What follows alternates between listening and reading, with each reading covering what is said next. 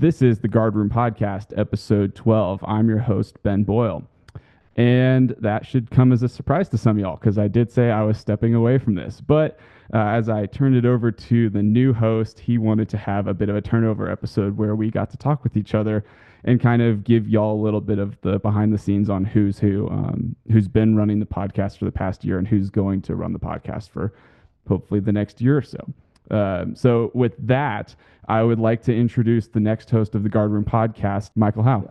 Yeah, man, this is fun. I think the podcast got a lot of traction because it started with people that knew me, and so I think there's a good bit of the fan base that already knows me, but I don't know how many people know you. So yeah, I'd love to just give you a little bit of exposure and some people some familiarity of who you are and what you do.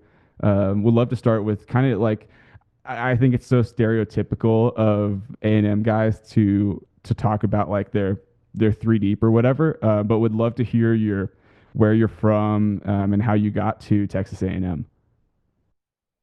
Well, first of all, Ben, thank you for this opportunity and thank you for doing this episode together. I really appreciate it. So I lived most of my life here in Texas. Nobody in my family were Aggies. I'm the first one. And as for how I got here and also joined the Corps, well, my dad passed away when I was 13, and my mom stepped up and worked hard to provide for us. But because she had to work often throughout middle school and high school, I had to figure out a lot of things on my own, like how to make decisions, what decisions were the right ones to make, and how to hold myself accountable. And honestly, I didn't always do a great job of that. And by the time college apps rolled around junior year of high school, I realized I hadn't accomplished much and I really didn't have like a sense of direction or confidence in who I wanted to be. And it was then that I realized that for this next part of my life, something has to change. And after thinking deeply about what I want to be like, I decided that I wanted to become the kind of leader and mentor for others that I never had in my teenage years. So I started researching what I could do in college that could help me to become that. And it didn't take long for me to come across A&M and the Corps of Cadets. And I just immediately fell in love with it all. The leadership development, the sense of purpose and community. These are all the things that I didn't have throughout middle school and high school. So I applied and I got into A&M through what's called the Engineering Academies program, which is where I was co-enrolled between A&M and a community college for a few semesters. Then I transitioned to the main campus, and it was then that I joined the Corps. Which outfit are you in? I'm in A battery. Okay, cool. Yeah. Are you involved in any special units or student orgs off the quad? Well, off the quad, I'm still involved with the Engineering Academies program that I did before I came here. And on the quad, I am a small group leader as well as one of the people who helps out with PR for Aggie Valor. Yeah, it's cool. Some of my best friends are or were involved in Valor, and I did that for a while. So I have a pretty good connection with those guys and love what they do over there. So also really enjoyed the Seth Wallach episode, your second episode, when he talked about his faith and being the core. That's a great episode for any listeners listening. Go back and look at that if you haven't already. Yeah. Seth is still to this day a really good friend of mine, and we used to lead Bible study together, which was how I found out that he had a lot of good things going on up in his head. So I've seen the numbers for this podcast, and while I do have a decent sized Instagram following for the number of people in the Corps, I am still curious how you found the Guardroom podcast. If you even remember, because I would totally be like, I would not be surprised if it just was like a random thing that happened. I did think it was a random thing that happened. I believe it was last summer, so summer 2024. I was on Instagram, and it was either a post that got recommended to me or an account where Instagram would be like, you may know this person, something like that, where I discovered the podcast. So I followed the account and started checking out the episodes. I think the first one I listened to was the most recent one at that time, which was the FOW panel. That was the summer where FOW was being changed to onboarding. And a lot of people, including myself, were very curious about how it's all going to work. And last time I checked, that was still the most listened to one on YouTube. So yeah, that's how I came across this podcast. So you found the podcast back in the like YouTube days of things. I'm glad you stuck it out, because not having it on a platform like iTunes or Spotify is definitely was an experience for sure. As you were listening to it, was there anything that you were like, oh man, I think that I would like to hear this, or maybe approach this problem or talk to this person that you wished had been covered better? Well, I think that you've been putting out really great content here, and I wouldn't say that there's anything in the past that I would fundamentally change, because what you've done is that you provided a great foundation for a platform where cadets get to come on here, speak their minds, and share their experiences and lessons. One thing I did think about, though, before I decided to take on this podcast is that there are going to be topics that will come up in the core that will be controversial. And I would think about, if that came up, how would I handle it on this podcast? And I'll always go back to that FOW panel that you did. That episode addressed something that was very popular in the core at the time, and yet it was received very well, obviously by the number of views on YouTube, right? It still is the most viewed one. So I wondered, what was it about that episode that made it do so well? So I listened to it a few more times and paid attention to the questions that you asked and how the panelists responded. And what I found was that the whole episode was done from the standpoint of, this is the situation. The changes for next year are already in place. We are the people that have to carry it out. But we're concerned about these changes and how it's going to impact our traditions and the development of our organization. But what can we actually do to make things work? And that is a very refreshing take to see out of all the other stuff that was like swirling around at the time. You know, the rumors, the complaining, the angry rants. And I think you'll handle it in a very well manner in that episode. And so I want to continue to keep things that way. Dude, I love that. Yeah. I think we'll probably get into this later, but that was a lot of the thought that I had going into it. So it's good to hear that that got across. With that in mind, when I put that call out at the end of this past spring to try and find a new host, what stirred you to pick it up and say, hey, this is something I think I could run with and would love to commit to in the next year? So after 3 years in the core, I can look back and say that I had come a long way and accomplished a lot compared to my pre-core self. But for a while, I thought I had to keep striving for more to make up for lost time. You know, make up for that time before the core.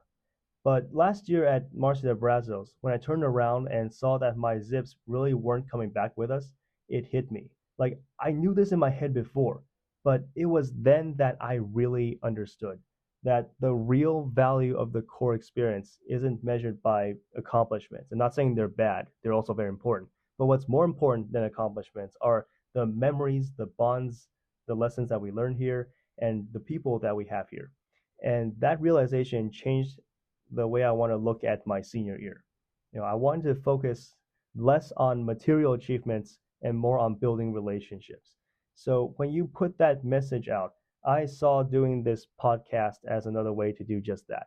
You know, a way to start and build relationships, you know, highlight other people, learn from them, and contribute to the larger leadership discussion in the core. Dude, I love that. Yeah. I didn't know all of that through our initial discussions. I think there was Yeah. definitely there's a bit of, oh, thank God somebody is actually interested in taking over. But I've just like every conversation we've had since then, I've loved getting to know you as a person and what you've been passionate about and where you're going to take this over the next year. So I'm super encouraged, man. I really am. All right, man. This would not be a guard room podcast, and I know we're not ending, so this is just the kind of the halfway point, the segue for us. But we'd love to hear your response to the last question. If you were to go back to yourself on day one of FOW and give Fish Michael, Fish Hao, some advice, what'd you tell him, man? Not like generic fish in the core, you specifically. From, I guess this would be 3 years ago. I'm going to take a line from the great college football commentator Josh Pate. Now, he says this about our football team a lot, but I also believe that this also applies on a personal level. And the line is, have not doesn't mean cannot. Just because you have never done something in the past doesn't mean you can never accomplish it in the future. So I'll take this line and I'll tell Fish how, yes, you did have that period in your life where you were figuring things out and you weren't very successful at doing the things that you set out to do. But don't look back at that and think that that means you can not ever accomplish those things in the future. This is a new phase of your life. Get the old mentality out of your head. Put yourself out there, do something that scares you every day, and make memories. Have fun. Dude, I love that so much. I needed to hear that too. I feel like every time I ask that question, it's always unique and it's always something that's super encouraging to no matter who hears it. But man, I love that. Yeah, it's really cool to hear what everybody has to say, and it's through you doing this podcast that we all get to hear that. But after all this time, I think now it's time we get to hear from you. Now, I've asked our Instagram followers to send in questions that they'd like to ask you, and I've saved them for the end, but there's one that I think will be good to open with. And the question is, who is Ben Boyle? Ah, you've made a critical mistake, my friend, because now you've left you that was an open-ended question, and I will ramble as long as it takes. Okay, thanks, Will. Uh Ridgeway. and end the podcast there before it gets too long. Yeah, man. Grew up in a military family, didn't move around a whole lot, which I mean, thank God. I've known a lot of guys in the military and known how hard it is growing up in 12 different places before you went to college. Thankfully, I didn't do that. I was born in Texas, raised in Oklahoma, and came back to Texas for high school and college. I'm originally from San Antonio. Uh, Came to A&M. So I have a lot of family from the A&M area. My grandparents are from a small town outside of College Station. Um, I had a lot of family go to Texas A&M, but nobody in my neither one of my parents or my grandparents. So legally, first gen Aggie, but I grew up in the A&M culture. All my aunts and uncles went to A&M. My grandfather and my great grandfather both worked for the A&M for the university, and so it's just kind of a given that I was going to go to A&M, and I did. I could go into a lot of why I made that choice. But ultimately, it just came down to A&M had all of the things that I wanted out of a school. It had a great culture, had lots of tradition, and kind of, I think, similar to your story, there was a large draw from the Corps for that military experience. And now I came in with a scholarship for the Air Force. So I came in knowing that I was going to commission as an officer, assuming that, knock on wood, nothing went wrong. And it didn't. So yeah, I did my 4 years. Wow. Nope. Did my 5 years at A&M.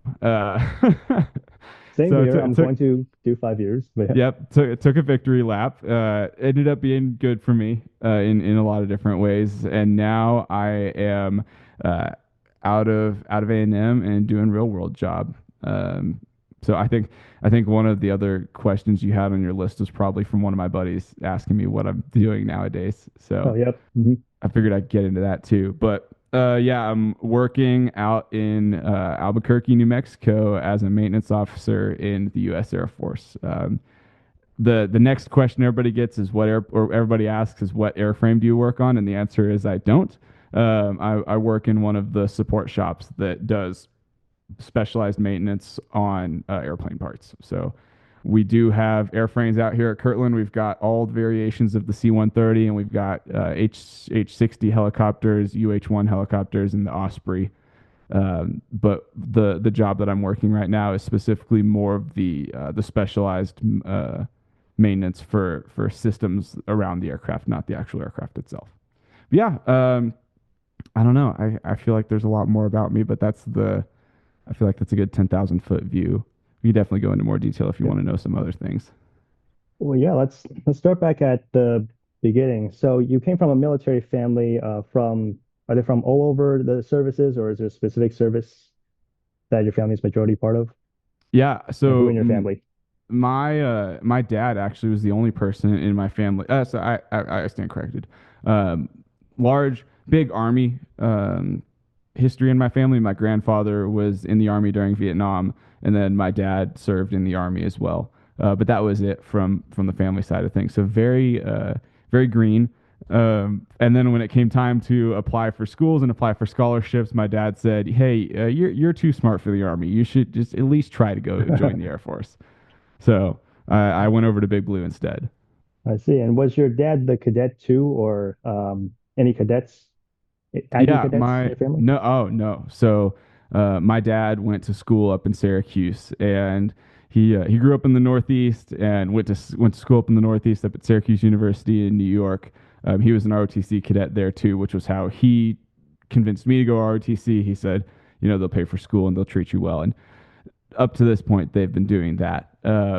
But when he got out of school, he said, "Hey, send me anywhere that's not where it doesn't snow. I've had too much snow."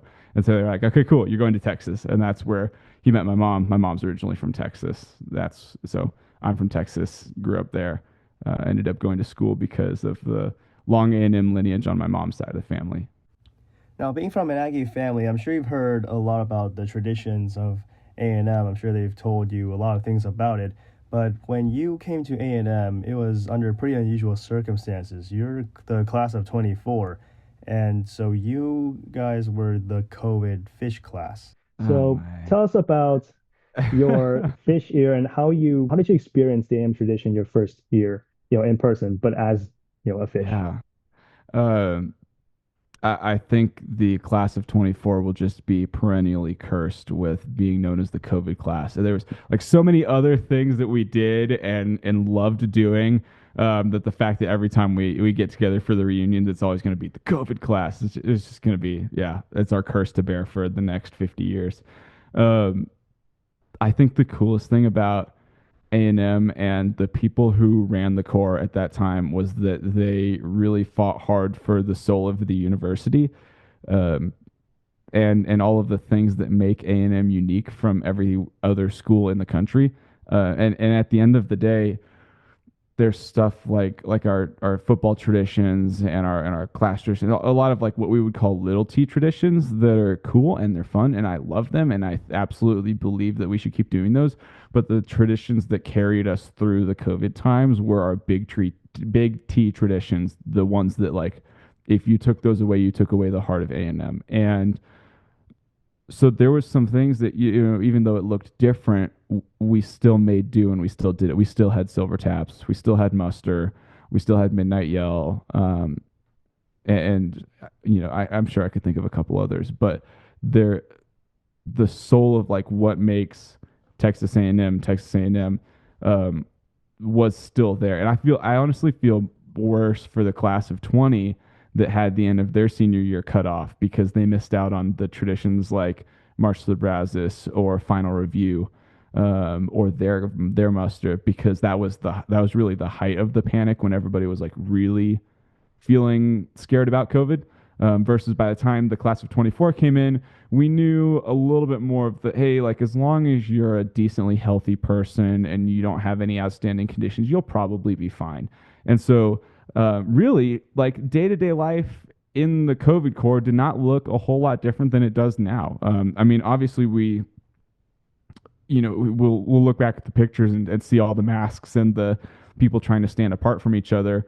But somebody also came to the realization that all of these guys live in the same dorms as each other, and they share the same meals, and they are getting in each other's faces all the time. And at some point it's bound to either spread or not. Like you either have COVID or you don't. And so it just kind of got to a point where we were like, you know what, screw it. We're just going to keep going on with the traditions and the things that make the Corps unique and the Corps special. And we're going to, I think the upperclassmen who made that decision to say like, hey, we're going to give our freshmen the Corps experience, COVID be damned, and we're going to move forward with this, made the right decision because we were all healthy cadets and we could all handle it and we had a great time. I talk forever about the way things were different with the Corps, but the moments that I'm proudest of are the ones where Aggies said, we're going to continue to do the things that make us unique, and the soul of this school is not tied into stuff that this sickness can destroy. Yeah, before joining the Corps, I did watch some of Andrew Crestjoy's vlogs on YouTube, and I did see a lot of what y'all were doing during COVID. And you were actually in one of those videos, right?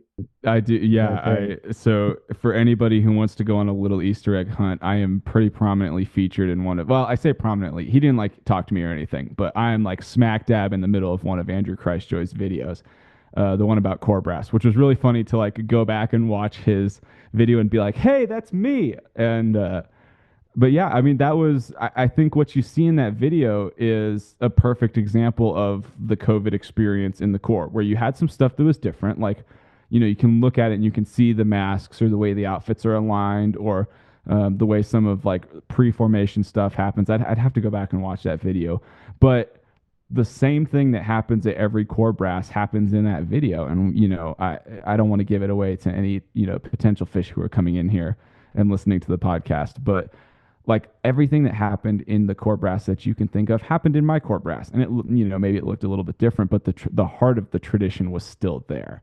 So it's really cool to go back and get to see my fish year on video through somebody else's lens. Cause I was a fish and I was way too caught up in like trying not to fall apart. Let's talk about what happened after that COVID year. Now, after that COVID year, you still had something very unique happen to you that a lot of us don't experience, which is you got to be a member of two outfits, Squadron 4 and 11. So tell us a little bit about your time in those two outfits and what would you say the highlights from each? Man, what it's such a tough question because I had so many good experiences in both. And the funny part about the highlights of my time in Squadron 4 was that, and I know you're asking about like something from my freshman or sophomore year, but some of the best memories I have came from junior and senior year when we were not an outfit, but my buddies and I were still doing things together. And still having those moments of being like, hey, we're not, in the same outfit, but we're still the same like fish buddy class that grew up around each other. We're still doing stuff together. Something I think was unique about Squadron 4 was the amount of intentionality that the upperclassmen had with the freshmen. And it wasn't everybody. Obviously, the pissheads were going to do what the pissheads were going to do. And the juniors were a little bit more standoffish, but our seniors were really good about talking to us and trying to be personal with us, especially my CO. My CO freshman year, I think a lot of people's experience with their CO freshman years was pretty positive. But to this day, I'll still text my CO to talk to him about things. A lot of that started freshman year, and a lot of the leadership modeling and the advice that I got came from my experiences freshman year. And when I think about the path that my core experience took, not just out of Squadron 4 into Squadron 11 or the other things that I did around the quad or off the quad, and now out of in the big Air Force, a lot of that was dictated by the things that happened to me freshman year. When it came time for leadership applications sophomore year, I felt like I had to make a choice because I thought, I think somewhat wrongly, I thought at the time that I couldn't be in Air Force or AFROTC leadership and core leadership at the same time. And I made the decision to go with core leadership because of the impact that those leaders had on me. The kinds of men that my CO and my first sergeants were that I'd grown up under, and the influence that they'd had on me, I wanted to have on the people after me. And so I really I'm gonna have to think about it more, and I'll maybe shoot you a text later just for fun about some impactful experiences from Squadron 4.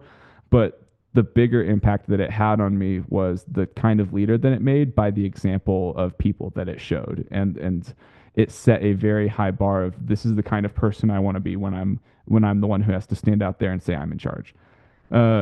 Which is really hard to nail down to like one experience, but I had a couple of really good ones. As for Squadron 11, I had a lot of great experiences with Squadron 11 too. Again, to this day, some of my closest friends are the Zips, or I guess the class of 24 guys that I met in Squadron 11, got to hang out with day in and day out for the rest of my core experience. But one of those, and I could do the same thing talking about them day in and day out. But when you talk about highlights, I have to give the class of 24 so much credit because when leadership applications came around, they knew they were getting a transfer first sergeant just through some of the things that had happened. You could look at the roster of people who had gotten interviews, and they knew that they were getting somebody from outside their outfit. And when Squadron 4 got disbanded, I knew I didn't know. I had no idea what was going on. And so when I got announced as Squadron 11's first sergeant, I went over there with the wing commander to just say hi to their current CO and to the current first sergeant, just to talk with them and be like, this is who I am. I get it. I'm coming from another outfit. I'm going to try and help y'all out next year. Um, and the best thing that happened to me was walking into the class of 24 guys' rooms and being like, "Hey, what's up, boys? So I just found out I'm going to be your first sergeant next year," and unanimously they all said, "We are so glad you're going to be our first sergeant next year," because we knew we were getting a transfer. When we found out we were getting a transfer first sergeant, we wanted you to be our first sergeant. And that wasn't to hype my ego up or anything. It was just this genuine, like, they wanted a good friend to come integrate into their group, because everybody knows how hard it is for transfer leadership to do transfer leadership things. And so for us to start on that mutual page of, hey, I'm coming over and I recognize that I didn't grow up here, but for them to just immediately accept me and say, like, hey, you're one of us now and we're going to make you part of our family, it just started everything off on the right foot. And it became the basis for the class of 24 guys from Squadron 11. We ended up getting super close with each other too, because they started from that position of, hey, we recognize that you're not one of us, but we're going to make you one of us. And not everyone gets that, so I was very grateful to get that. That's awesome, man. Now, it was towards the end of your zip year that you started this podcast. So could you tell us about how it came about? What is the story behind this podcast? How did you get the idea for it? And what is the purpose of this podcast? Yeah, so it started kind of out of a joking conversation I had with a friend of mine, well, I should say a friend, one of my buddies, as we were driving 12 hours back from the Grand Canyon from spring break. Our whole buddy class took a trip out to the Grand Canyon for spring break, and we were listening to the Joe Rogan podcast. I think two of our buddies are passed out in the back, and he and I were just chilling in the front seat. And he said, it wouldn't be too hard for you to do this. You absolutely could start a podcast like this. And I said, I don't need to start a podcast. Nobody would listen to that. And he goes, well, you have these great friends across the quad. You've got all these different connections, and you always seem to be getting in these great conversations with people. And I was like, that's true. I don't think I have anything productive to say. And he was like, no, you need to think about those conversations that we've had he was one of our platoon sergeants. And he was like, think about those conversations we've had about like the direction of our outfit and the way that we wanted to lead people and how we wanted to develop our sophomores and our juniors underneath us. And then think about like the different conversations we've had of, when the juniors walk into a room and ask us for advice and that kind of stuff. And it didn't happen often, but it happened enough that he could like point at that and say like, hey, you've got a couple of times we've had some great conversations with people. And I kind of brushed him off. I was like, it's whatever. And then we got back from spring break and we started doing, core things again.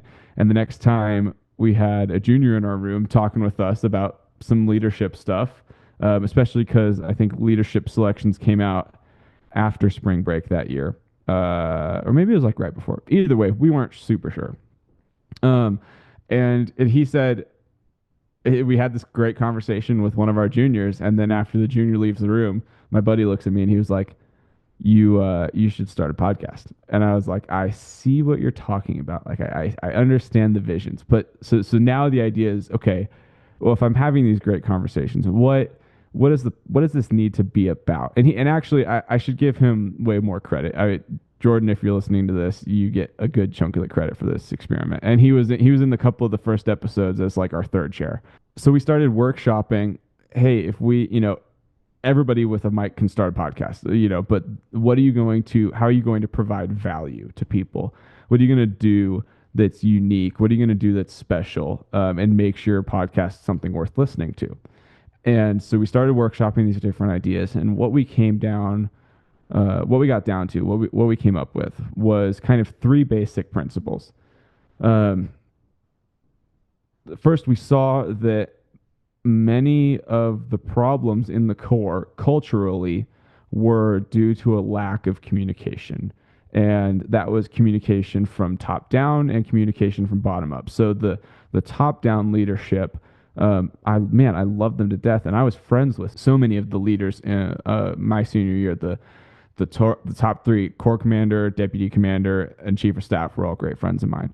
The wing commander, several of the group commanders, so many different squadron commanders, some of the battalion commanders, I knew so many people across the quad, and I saw all of these decisions coming out and all of this like backlash that they were facing, and it caused this kind of like this split decision, or this split mindset that I had, where I was like, man, on the one hand, I know these people and I know they're good people, and they love the core, and on the other hand, I see these decisions that they're passing down that are just terrible, and we hated them, and not them, the people, them, the decisions.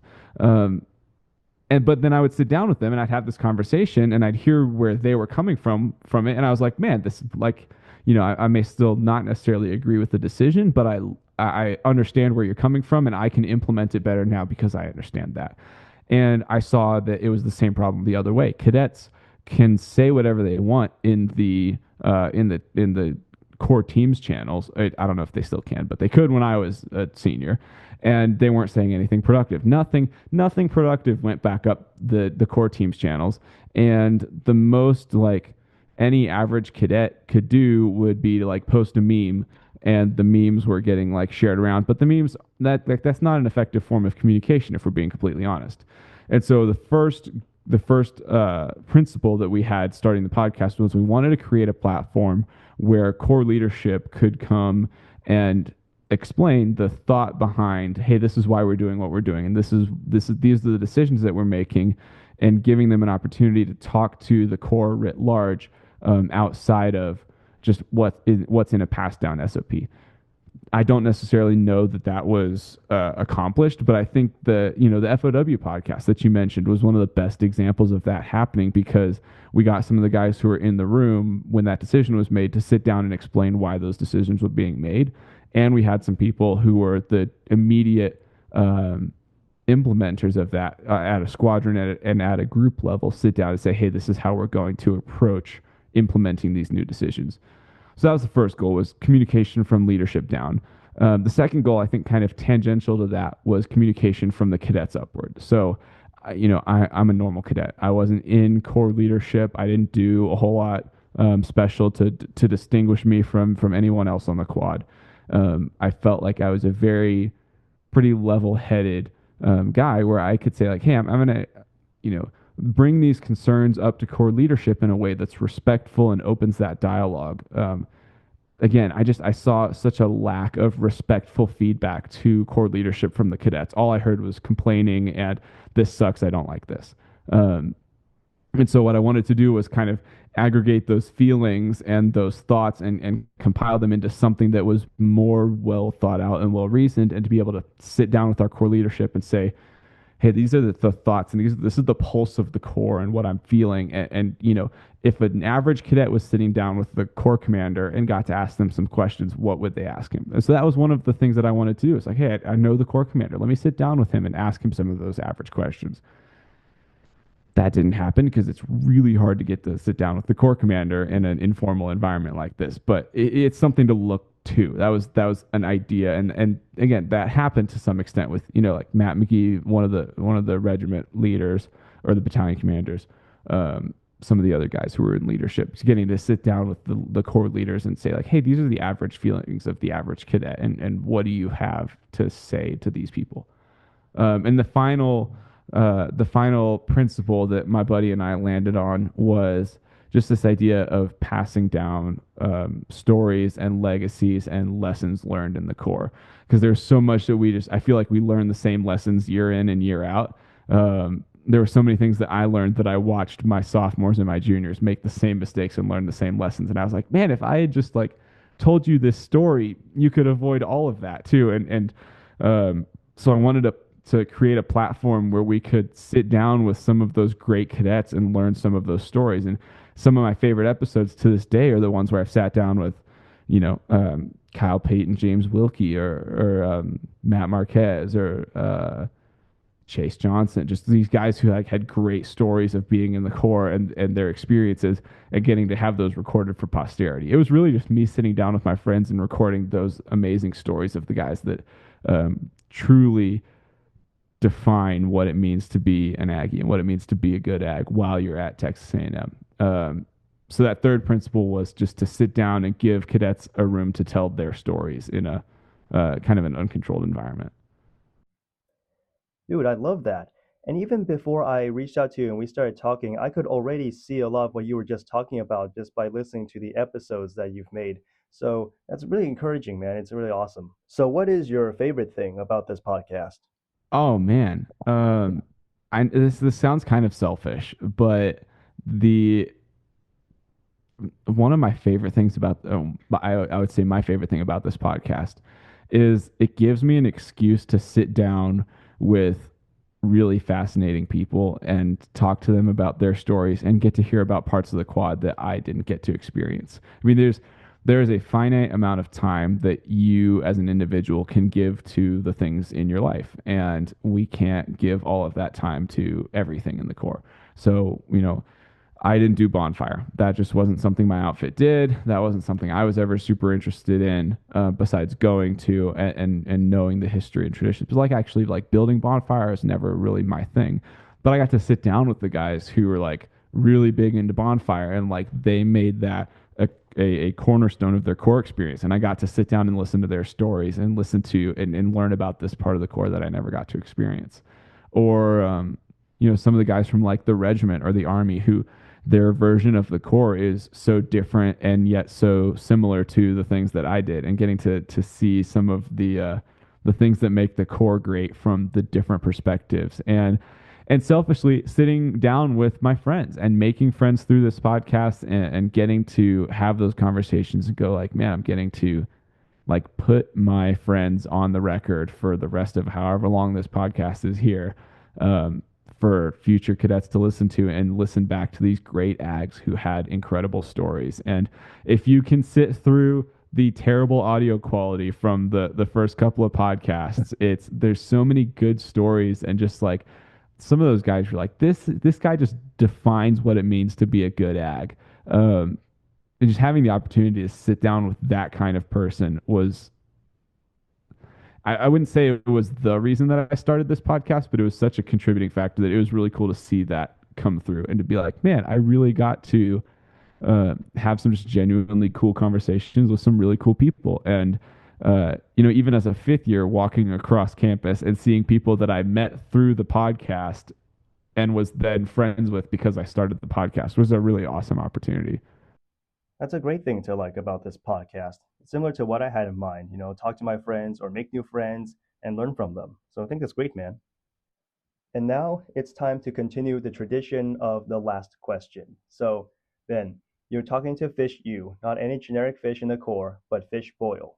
What would you say to him? I think what Fish Boyle needed to hear was it's okay to fail. I got caught up a lot in trying to do everything right, and trying to be perfect. And I spent a good chunk of my core career doing that. But I think for me specifically as a fish, the quicker I learned to be to be okay with failing, the better off I was. Especially because the core is an environment where it's a very high stress, low stakes environment. The amount of things that you can screw up in the core that have lasting impacts on people for a long time is pretty small. I mean, there's definitely stuff you can do, but it's pretty small. And so what you need to do with that is just run wild and make all of the mistakes and learn from those lessons. And I think as a fish, I tried so hard to be perfect and to never screw up. And I don't necessarily know that it held me back or anything, but I was way more stressed out than I needed to be. And if I had, and I knew it was a game, I knew there was no way to win, but I was still going to try to win anyways. And I think the quicker I realized that the best thing I could do when I made a mistake was just to move on to the next thing and learn from that. And the less I tried to be perfect, and the more I embraced it is kind of it is what it is, and I'm going to do my best, but I'm going to be okay with failing, the better off I would have been. Yeah, I have so many other things that I could say. I said a couple in my goodbye episode, but I think that's the big one. It's hey man, be okay with failure, and then have the time of your life. It's so much. This core is so stinking fun, and we get caught up in the politics of it on a day-to-day basis, and forget how much at the end of the day, it's kind of stupid. It's really fun trying to explain the core to somebody who has no idea what Texas A&M is, and you realize just how ridiculous it is when you have that experience. the core is a lot of fun. And just embrace it, man. Embrace it. Have fun. Yeah, Stop stressing. Love that answer, man. Ben, thank you again for this opportunity. And wherever you go, I know you'll do great things. Wishing you the best, man. Thanks, man. Thanks for letting me come on and talk and for getting the chance to be on the other side of the microphone. And I can't wait to see where you take this. And I'm happy the podcast is continuing.